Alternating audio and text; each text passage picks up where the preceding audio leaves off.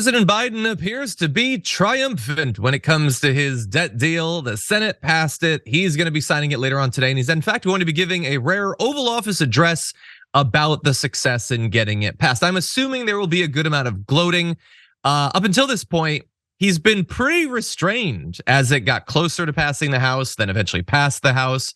It's passed the Senate. He really hasn't been saying much.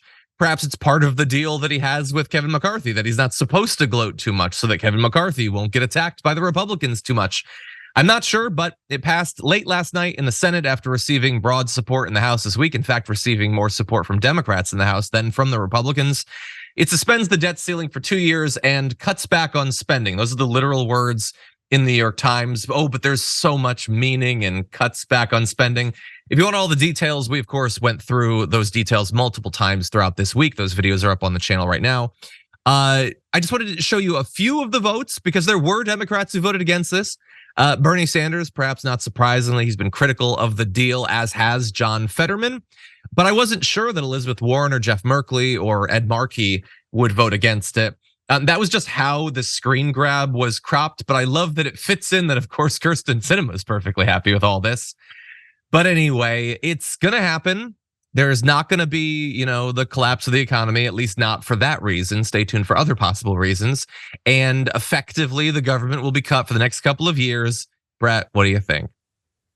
I mean, yeah, this is, to summarize what the prevailing position is on the actual left, this is more evidence to the Uniparty system, where if you look at how the party is itself, like the actual people who classify themselves as Democrats, and then you pull folks on a wide swath, a lot of people are way to the left of what this decision means. And it seems like Joe Biden, the same guy who historically has been like kind of where Ronald Reagan is legislatively and economically, just kind of proved it. That he's like, listen, I think it's smart for us not to spend money on social programs, when really he didn't fight the good fight in this situation. He didn't fight the fight that says, listen, I don't need to listen to you. We already approved all of this spending, and all of this spending goes to stuff that people in my party, the people who voted for me, wanted. But instead, Biden is giving into what he prioritizes a lot higher, it seems, which is this air of bipartisanship being paramount. When in reality, what he's doing is cutting wildly popular programs, even if you keep the spending at the same levels.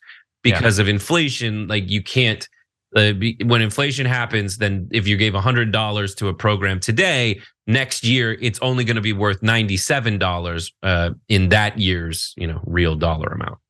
Exactly. Yeah, and we're locked in now for a couple of years on that, and no closer to breaking free of this cycle. He had said, I can't do the 14th Amendment because there's just not time, which is, of course, ignoring the fact that he could have started earlier. But let's say that you accept that. Well, now you've got 2.5 years or whatever. So let's get on it. Let's get ready. Saying he has no time is absolutely insane. You know how I know? We had on the show, the channel Unbossed, we had our debt ceiling explainer done 2 months ago.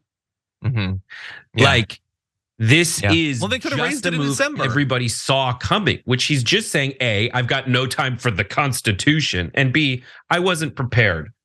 But we all know the real answer is, or it's a game. I don't mind cutting programs that help millions of Americans.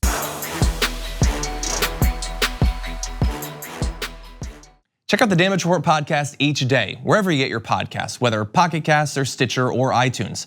You can join me as I give you the news and stories you want, with a range of co-hosts and interview guests jumping in on the fun each day.